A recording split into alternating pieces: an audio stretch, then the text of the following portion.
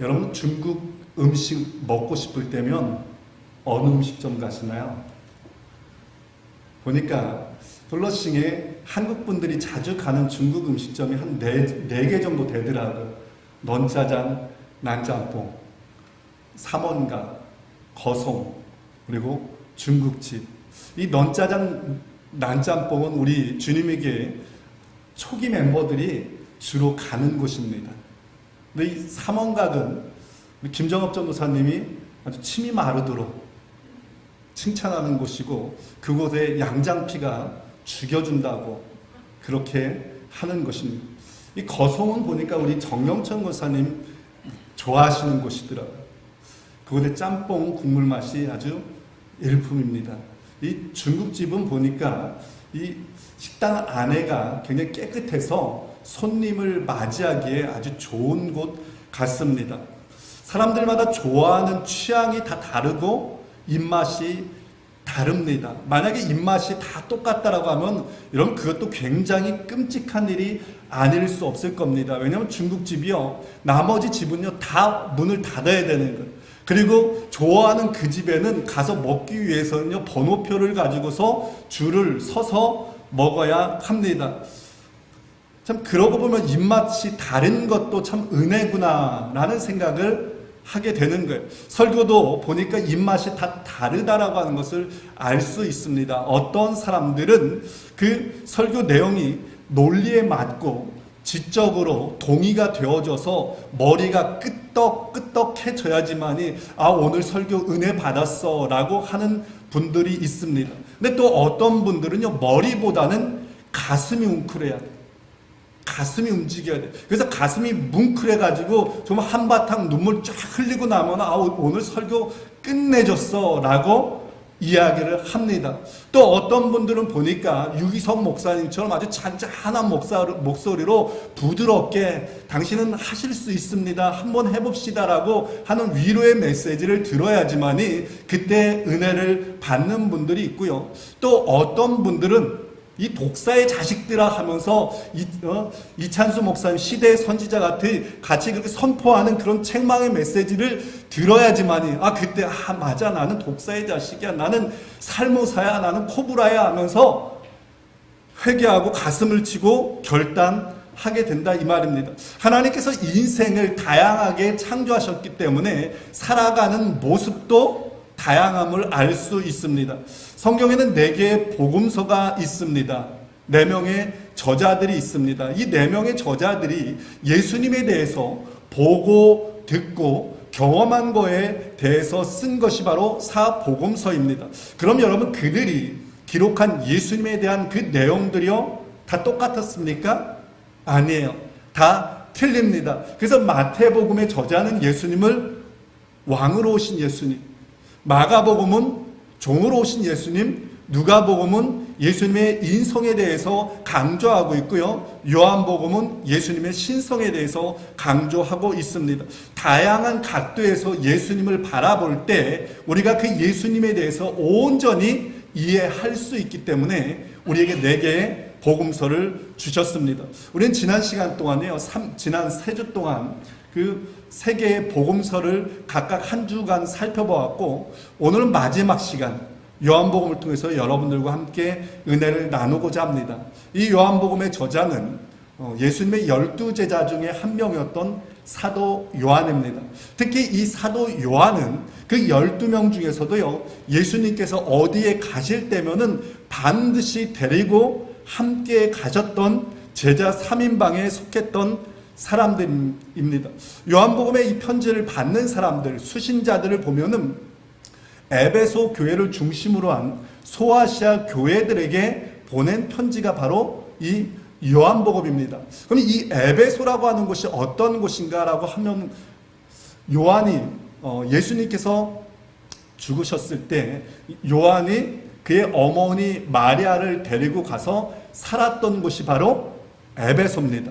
사도 요한이 2차, 3차 전도 여행에 머물렀던 곳이 바로 에베소고요. 누가와 디모데가 순교했다라고 이야기되는 곳이 바로 에베소입니다. 그리고 사도 요한이 그 반모섬에 갇혀서 요한계시록을 썼는데 거기서 풀려난 후에 돌아간 곳이 에베소고요. 그곳에서 요한복음과 요한서신을 쓰게 됩니다. 그리고 사도 요한의 제자였던 그 초대교회 수장 폴리캅이 목회했던 곳이 바로 에베소입니다. 그러니까 이 에베소라고 하는 곳은요, 초기 기독교 역사 속에서요, 굵직굵직한 인물들이 그곳에 살았고 목회했던 곳입니다. 예루살렘과 더불어서 아주 중요한 도시 중에 하나가 바로 에베소입니다. 이제 마태, 마가, 누가복음 이 세 개의 복음서를 공관복음이라고 이야기를 하는데, 공관복음서에서는요, 예수님의 출생부터 예수님의 십자가 그리고 부활 사건까지 다루고 있습니다. 그러니까 예수님의 사역에 초점을 두고 있는 게 공관복음이에요. 반면에 이 요한복음은 예수 그리스도 그분 자체에 포커스를 두고 있는 책이 바로 요한복음입니다. 그러면 여러분, 예수님이 누굽니까? 예수님은 하나님의 아들이자 동시에 그분 자체가 하나님이시다라고 하는 것을 요한은 계속 강조를 하고 있습니다. 그래서 요한복음에 보면요, 세례 요한이 그의 제자들에게 예수님을 이렇게 소개합니다. 보라, 세상 죄를 지고 가는 하나님의 어린 양이다. 예수님께서 세례 요한에게 세례 받으러 오는 것을 보았을 때도 세례 요한이 예수님에 대해서 그는 하나님의 아들이다라고 증언을 합니다. 또한 나다나엘이 예수님을 만나서 고백하기는 당신은 하나님의 아들이고 이스라엘의 임금이다라고 고백합니다. 부활하신 예수 그리스도를 만났던 도마가 뭐라고 고백합니까? 주는 그리스도시요. 그거는 베드로가 한 고백이죠. 도마는 나의 주, 나의 하나님이시오 라고 그렇게 고백을 합니다. 그러니까 요한복음은 처음부터 끝까지 주님이 하나님의 아들이시고 동시에 하나님이심을 증거하고 있는 책입니다. 특히 요한복음에 보면은 주님께서요, 당신 스스로가 하나님이심을 선언하는 말씀이 7개 나옵니다. 그것을 가리켜서 에고 에이미, 헬라어로 에고 에이미, 즉 나는 나다라고 하는 표현입니다. 이스라엘 백성들을 출애굽시키기 위해서 하나님께서 이 모세를 바로 향해 보냅니다. 그때 모세가 하나님에게 질문하는 거예요. 내가 가서 하나님으로부터 보냄받아 왔다라고 하면은, 그러면은 너를 보낸 자가 누구냐라고 물어볼 텐데 내가 그때 뭐라고 이야기합니까? 그랬더니 하나님께서 당신을 소개하기를 뭐라고 이야기하느냐? 나는 스스로 있는 자다. 스스로 있는 자가 너를 보냈다라고 하라고 말씀합니다. 하나님은 당신을 소개하는데 스스로 있는 자라고 말씀하세요. 그게 바로 영어로 I am who I am이고요, 헬라어로는 에고 에임입니다. 하나님께서 당신을 나타내는 표현의 대명사와 같은 표현이 바로 에고 에임이에요. 그런데 주님께서는 요한복음에서요, 당신에 대해서 사람들에게 이야기할 때요, 이 표현을 7번을 사용하세요. 7은 완전수 아닙니까? 그러니까 주님께서는요, 당신이 완전한 하나님의 아들이시다라고 하는 것을요, 사람들에게 증거하셨던 겁니다. 그 7개가 바로 다음과 같습니다. 나는 생명의 떡이다. 나는 세상의 빛이다. 나는 문이다. 나는 선한 목자다. 나는 부활이요 생명이다. 나는 길이요 진리요 생명이다. 나는 참 포도나무다. 이런 이해를 가지고서 우리가 요한복음을 한번 들어가 보도록 하겠습니다. 요한복음의 첫 번째 주제는 말씀이신 예수 그리스도예요. 요한이 지금 요한복음을 쓰고 있습니다. 근데 이 요한이 요한복음을 쓰고 있는 그 시점은 예수님과 헤어진 지 약 50년 정도 지난 시점이었어요. 요한이 이 편지를 쓰기에 앞서서 아마 생각해 보았을 거예요. 사람들에게 예수님에 대해서 어떻게 소개할까? 여러 생각 끝에 요한이 마음을 정하고서 이렇게 이야기합니다. 태초에 말씀이 계시니라. 이 말씀이 하나님과 함께 계시니 이 말씀은 곧 하나님이시냐. 요한에게 있어서 예수님을 가장 잘 표현할 수 있는 한 단어가 무엇이었냐? 그게 바로 말씀이었다는 거예요. 근데 그 말씀은 태초부터 있었던 말씀이고요, 하나님과 함께 계셨던 말씀이고, 하나님 그분 자신이라고 이야기를 하고 있는 거예요. 근데 요한이 쓴 다른 서신 요한 1서에 보면은 또한 요한은 예수님이 말씀이다라고 하는 것을 또한 그곳에서도 이야기하고 있습니다. 태초부터 있는 생명의 말씀에 관하여는 우리가 들은 바요, 눈으로 본 바요, 주목하고 우리 손으로 만진 바. 요한은 주님 곁에서 늘 주의 말씀을 귀로 들었어요. 주님을 눈으로 보았습니다. 주님을 손으로 만졌어요. 근데 여러분 한번 생각해 보세요. 요한이 지금 요한복음을 쓰고 있는 이 시점은 50년이 지난 시점입니다. 그런데 50년이 지난 지금에도요, 요한은 그 주님의 말씀을 듣고 있다는 거예요. 마치 옆에 계신 것처럼 그 주님의 음성을 듣고 주님을 느낄 수 있다라고 이야기를 하고 있는 겁니다. Out of sight, out of mind라는 말이 있죠. 즉 사람은 안 보면 멀어진다라고 이야기를 합니다. 그럼 여러분 그토록 오랜 시간 떨어져 있었는데 요한은 어떻게 주님으로부터 그 음성을 여전히 듣고 주님을 여전히 느낄 수 있었을까요? 왜 그렇습니까? 그 이유는 그 말씀은 죽은 말씀이 아니라 살아있는 생명의 말씀이기 때문입니다. 요한이 이렇게 말합니다. 그 안에 생명이 있었으니 이 생명은 사람들의 빛이라. 주님 말씀 안에 생명이 있었다는 거예요. 그 생명의 말씀은 시간과 공간을 초월해서 역사하시는 하나님의 말씀입니다. 그렇게 아무리 오랜 시간이 지났다 하더라도, 아무리 멀리 떨어져 있다 하더라도 여전히 그 말씀이 닿기만 하면 생명의 역사가 나타나고 새로운 창조가 시작되는 말씀이라고 이야기하고 있는 겁니다. 하나님께서 세상을 창조하셨을 때요, 그 창조된 세상을 세 가지 단어로 표현할 수 있는데 혼돈과 공허와 흑암입니다. 혼돈이라고 하는 것은 영어로 보면 폼리스예요. 질서가 없는 거예요. 무질서한 상태, 엉망진창, 그게 혼돈입니다. 공허는 emptiness예요. 텅 비어 있는 상태, 광야와 같이 아무것도 없는 상태.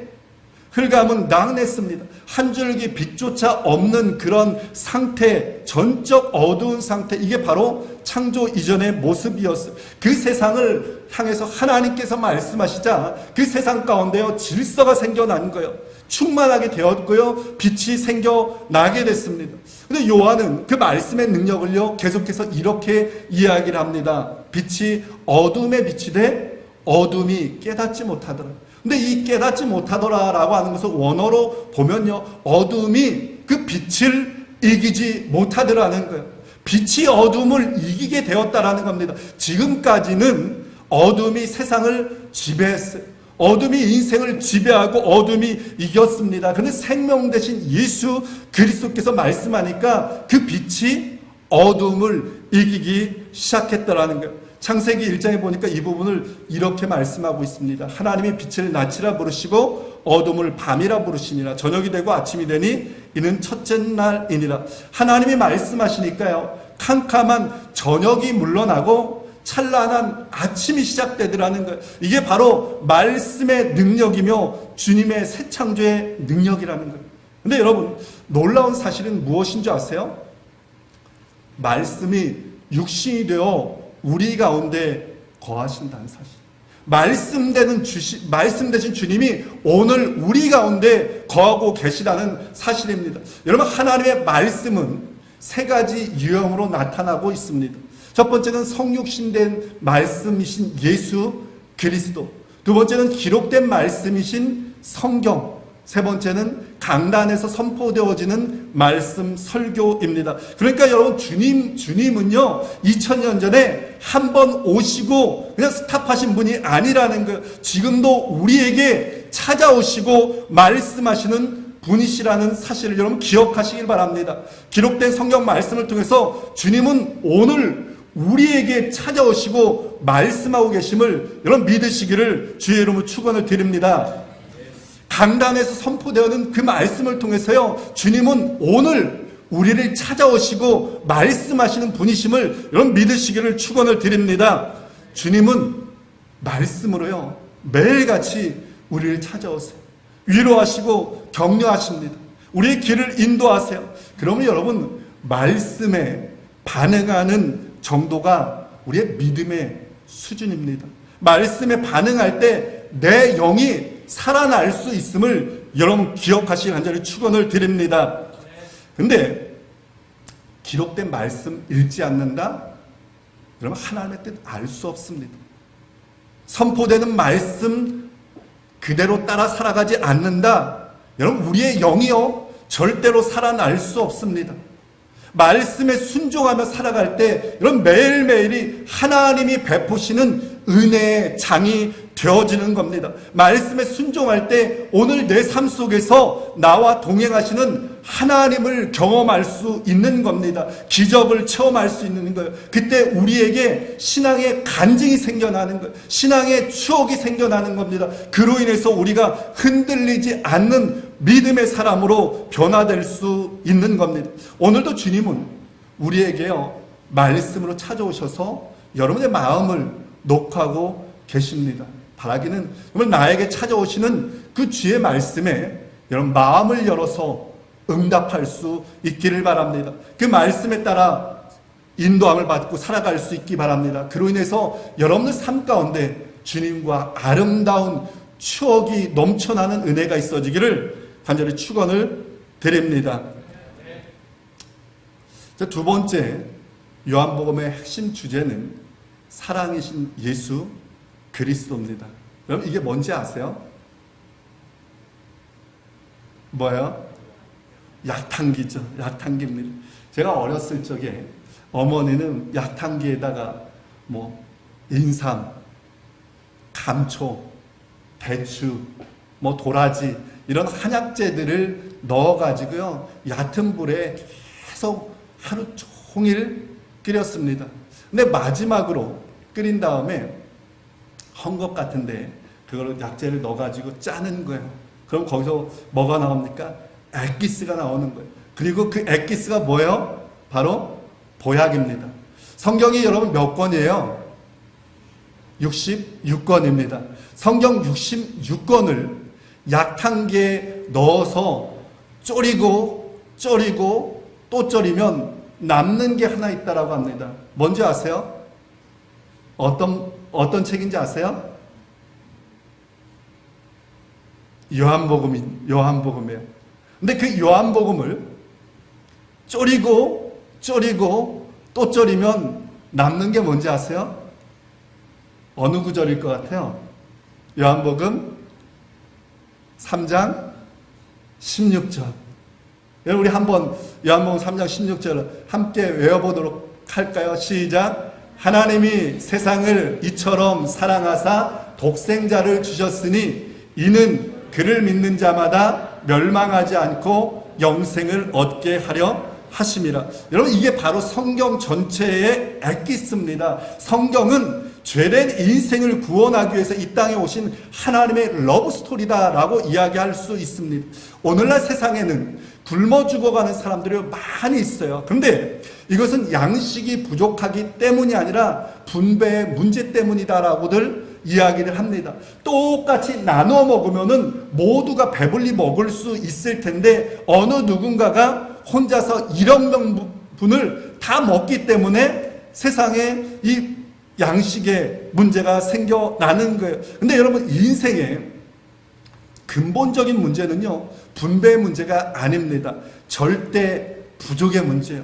죄로 인해서 인생이요 하나님의 영광에 이르지 못했고요 전적 타락하게 되었습니다. 전적 무능력의 상태가 되었어요. 스스로를 구원할 수 있는 방법이 인생에게 하나도 없다 이 말입니다. 죽음뿐이라는 것.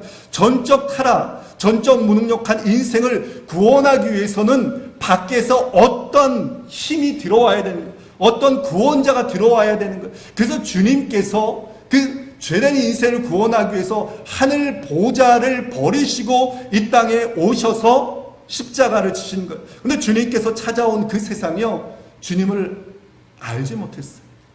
세상만 주님을 알지 못했던 것이 아니라 자기 백성들도 마음을 열지 못하고 주님을 거부했습니다. 심지어 예수님의 12제자들도요 다 주님 버리고 도망갔고요. 수제자라고 이야기하는 베드로도 도망갔고요.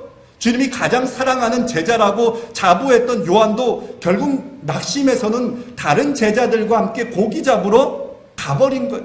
요한도 실패한 제자 중에 하나였다 이 말입니다. 여러분 요한의 별명이 뭔지 아세요? 요한의 별명은 우리의 아들입니다. 성격이요, 욱하는 성질이 있어요. 너무 급하고 불같아서 예수님께서 그에게 지어준 별명입니다. 근데 오늘 우리들은 그를 기억하기를 우리의 아들이 아니라 사랑의 사도로 기억하고 있습니다. 요한이 쓴 요한복음과 요한서신에 보면요, 요한은 계속해서 사랑 타령입니다. 하나님은 사랑이십니다. 하나님은 사랑이십니다. 그럼 여러분, 성격이 불같아서 참지 못했던 요한, 게다가 실패의 그 상처까지 가지고 있었던 그 요한이 어떻게 이처럼 사랑의 사도로 변화될 수 있었을까요? 저는 그 근거를 요한복음에 나오는 품이라고 하는 이 단어에서 한번 찾아보았습니다. 요한은 예수님이 사랑하는 제자라고 하는 그 확신이 있었어요. 그래서 예수님과 만찬석상에 앉았을 때 요한이 어디에 앉았습니까? 예수님의 품에 안겼다라고 이야기를 하고 있어요. 예수님의 그냥 삐딱하게 누워 있었다는 것. 예수님의 품이라고 하는 것은 예수님의 가슴을 의미합니다. 깊은 신뢰감, 친밀감, 사랑, 이것을 의미하는 단어가 품입니다. 요한이 예수님의 품에 안겼다라고 한 이 말은요, 요한과 예수님과는요, 그만큼 친밀한 관계였다는 거예요. 주님 품에 안겼을 때, 여러분, 요한이 무엇을 느꼈겠습니까? 예수님의 그 채취를 느꼈을 거예요. 숨결을 느꼈을 겁니다. 따뜻한 체온을 느꼈을 거예요. 예수님이 자신을 얼마나 사랑하는지 그 품에 안겼을 때 요한은 그것을 느꼈을 겁니다. 근데 여러분, 요한이 느꼈던 그 품은요, 사실은 아버지 하나님의 마음입니다. 아버지 하나님의 품이라는 거예요. 주님은 원래 아버지 하나님의 품 안에 계셨던 분입니다. 그래서 요한은 이렇게 말하고 있어요. 본래 하나님을 본 사람이 없으니 아버지 품 속에 있는 독생하신 하나님이 나타내셨느니라. 하나님께서 예수님을, 독생자 예수 그리스도를 당신의 품 안에 안으신 거예요. 당신의 외아들을 안았을 때 하나님께서 여러분 얼마나 사랑의 마음으로 그 예수님을 품으셨겠습니까? 이 둘이요, 예수님과 하나님과 얼마나 서로 친밀감을 느끼면서 서로 사랑했겠습니까? 사랑의 근본이신 아버지 하나님으로부터 사랑을, 그 크신 사랑을 받고 경험했기에 주님께서 이 땅에 오셔서요, 모든 인생들을 다 품을 수 있었던 겁니다. 그 제자들까지도 끝까지 사랑할 수 있었던 겁니다. 그리고 그 큰 사랑은 불같고 실패, 상처 가득했던 사도 요한까지 사랑의 사도로 변화시킬 수 있었던 것. 이런 보니까 어린아이들은요, 늘 엄마의 품에 안겨서 생활합니다. 그런데 아이들이 조금만 크면은 엄마의 품을 떠나서 생활을 합니다.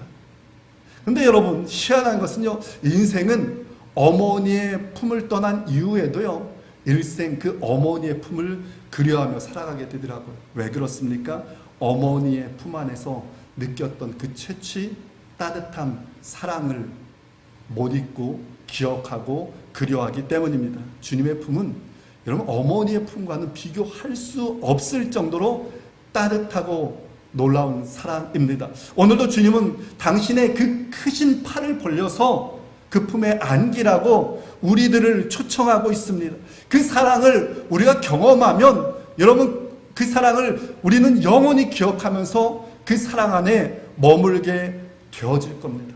여러분, 바라기는 정말 바쁘죠. 힘들죠.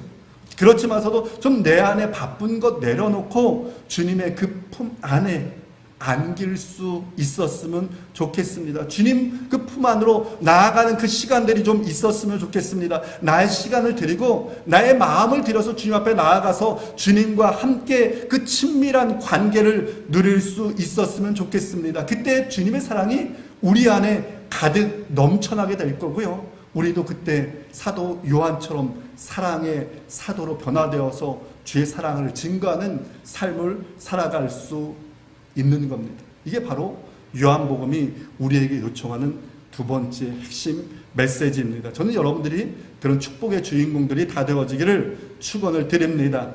자, 세 번째로 한 가지 더 나누고 싶은 것은요, 요한복음의 핵심 중에 핵심, 그건 바로 영생이신 예수 그리스도입니다. 요한은 요한복음을 기록하면서 이렇게 이야기를 하고 있습니다. 요한복음의 목적을 오직 이것을 기록하면 너희로 예수께서 하나님의 아들 그리스도이심을 믿게 하려 하며 또 너희로 믿고 그 이름을 힘입어 생명을 얻게 하려 함이라. 여기서 말하고 있는 생명은 주님 안에서 누리는 생명, 즉 영원한 생명을 의미합니다. 근데 요한복음에 보면 이 생명이라고 하는 말이요 17번. 그러니까 요한복음은 다른 복음서에 비해서 영생이라고 하는 이것을 굉장히 강조하고 있는 책입니다. 그럼 여러분 영생이 무엇이라고 여러분 생각하세요? 영생은 헬라어로 생명이라고 하는 단어인, 생명이라고 하는 이 단어와 영원한이라고 하는 단어가 합쳐진 말입니다. 그러니까 영원한 생명이 바로 영생입니다. 그런데 공관복음은 영생을 가리켜서 내세에 죽어서 가는 천국, 죽은 후에 누리는 축복을 강조하고 있습니다.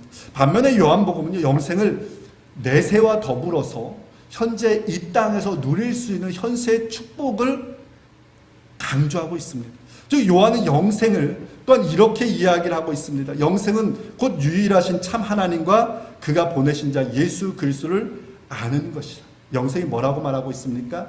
하나님과 예수 그리스도를 아는 것. 그 하나님과 예수 그리스도가 누구인지 알 때 영원한 생명이 시작되어질 수 있다라고 하는 것을 이야기를 하고 있는 겁니다. 근데 여기서 안다라고 하는 것은 지식을 넘는 거예요. 친밀한 관계를 의미하는 겁니다. 그러므로 요한이 말하고 있는 영원한 생명이라고 하는 것은요, 예수 그리스도와 우리가 친밀한 인격적인 관계를 맺을 때 그때 영원한 생명이 시작되어진다라고 하는 것을 우리에게 말씀하고 있는 겁니다. 주님은 당신이 이 땅에 오신 목적을 이렇게 밝히고 있습니다. 내가 온 것은 양으로 생명을 얻게 하고 더 풍성히 얻게 하려 함이라. 여러분, 주님이 영원한 생명의 주인이십니다. 그 영원한 생명이 있는 자만이 영원한 생명을 나누어 줄 수 있습니다. 인생이 주님과 친밀한 인격적인 관계를 맺을 때 그 인생이 풍성하게 되며 오늘 이 시간 우리 삶의 자리에서 그 영원한 생명을 누릴 수 있음을 말하고 있는 겁니다. 많은 사람들은 영원한 생명을 단지 죽어서 가는 천국으로만 생각을 해요. 단지 죽어서 가는 천국만 생각하기에 그 천국에 도달하기 위해서 그냥 오늘은 그냥 참고 인내하고 견디어 나가야 된다고 생각합니다. 여러분, 신앙생활은 참고 견디는 것이라 생각하기 때문에 신앙생활에 기쁨이 없는 거예요. 여러분들 삶은 어떻습니까? 여러분 신앙생활은 어떠세요? 저는 이 부분을 신혼부부가 집을 장만하는 것에 비유해서 한번 여러분들 말씀해 드리고 싶습니다. 여러분, 결혼한 부부가 내 집을 마련하는 것 굉장히 중요한 일이잖아요.